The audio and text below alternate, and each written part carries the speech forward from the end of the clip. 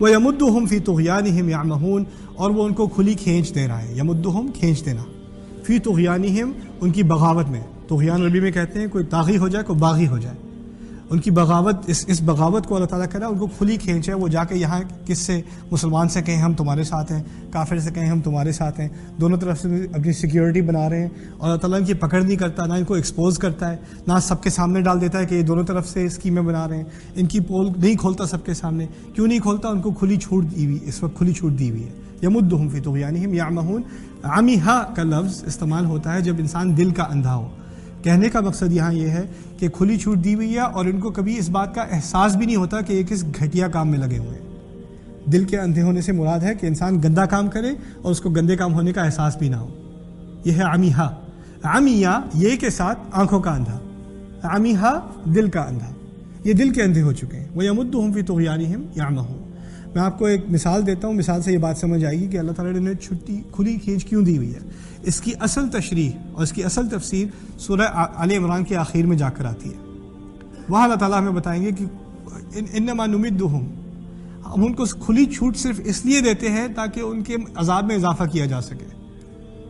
میں آپ کو اس کی ایک کتے کی مثال دیتا ہوں. کتا اگر باغی ہو جائے, کاٹنے لگے, اپنے مالک کو کاٹنے لگے, تو اس کو باندھ دیتے ہیں, کھلا نہیں چھوڑتے, کیونکہ جب بھی گھر آتا ہے وہ حملہ کر دیتا ہے. تو کتے کو آپ نے رسی باندھی تھی, چھوٹی سی رسی ہے, 2 فٹ کی رسی, زیادہ نہیں بھاگ سکتا. اگر اسی کتے کو آپ 200 فٹ کی رسی لگا دو, کیا کرے گا؟ جہاں تک بھاگ سکتا ہے بھاگے گا. 199 فٹ تک تو بڑی تیزی سے بھاگا. جب 200 فٹ پہ باری پہنچی تو کیا ہوتا ہے اس کے ساتھ؟ ایک دم سے گردن کھینچتی ہے کہ نہیں؟ وہ ایسی تکلیف ہے جو اگر 2 فٹ کی رسی ہوتی تو ایسی تکلیف نہ ہوتی.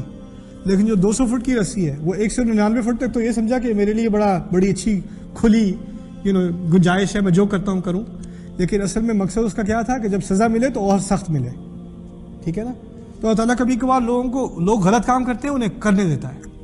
کرو, تم نے تو اپنی کھدائی کرنی, اپنی خبر تم نے خود کھودنی, کھودو اور کھودو. آپ کو کبھی احساس ہوگا مسلمان ممالک میں آج کل لوگ ایسی گھٹیا حرکتیں کرتے ہیں. اگر آپ خبریں فالو کرتے ہیں یا آپ یوٹیوب پہ کچھ جرنلزم دیکھتے ہیں, پاکستان میں, انڈیا میں, ہمارے ممالک میں کیسی حرکتیں, کیسے جرم ہوتے ہیں, انسان سمجھ نہیں آتی. مسلمان تو کیا, انسان ایسی حرکت کیسے کر سکتا ہے؟ پھر سوال پیدا ہوتا ہے کہ اللہ تعالیٰ ان کو ایسی حرکتیں کرنے کیوں دیتا ہے؟ ان کو پکڑ کیوں نہیں ہوتی؟ ان لوگوں کو اللہ تعالیٰ زمین سے ہٹائے کیوں نہیں دیتا؟ یہ تو دنیا میں ایک کینسر قسم کے لوگ ہیں, یہ تو ختم ہو جانا چاہیے. اگر یہ بات سمجھنی ہے وَيَمُدُّهُمْ فِي طُغْيَانِهِمْ يَعْمَهُونَ, اگر تم ان لوگوں کو مجرم سمجھتے ہو تو ان لوگوں کے بارے میں کیا خیال ہے جو رسول کے خلاف سازشیں کر رہے ہیں؟ رسول صلی اللہ علیہ وسلم ان کے محلے میں ان کے خلاف سازشیں ہو رہی ہیں, ان کے حلقے میں بیٹھے اور جا کے پھر ان کے خلاف حلقے میں جا کے بیٹھے. اس سے بڑا مجرم کون ہوگا؟ اور ان کو کھلی چھٹی دی ہے تو ان لوگوں کی کیا؟ تو ٹھیک ہے, دے گا اللہ تعالیٰ, پکڑ سب کی ہونی ہے آخر کار. وَيَمُدُّهُمْ فِي طُغْيَانِهِمْ يَعْمَهُونَ.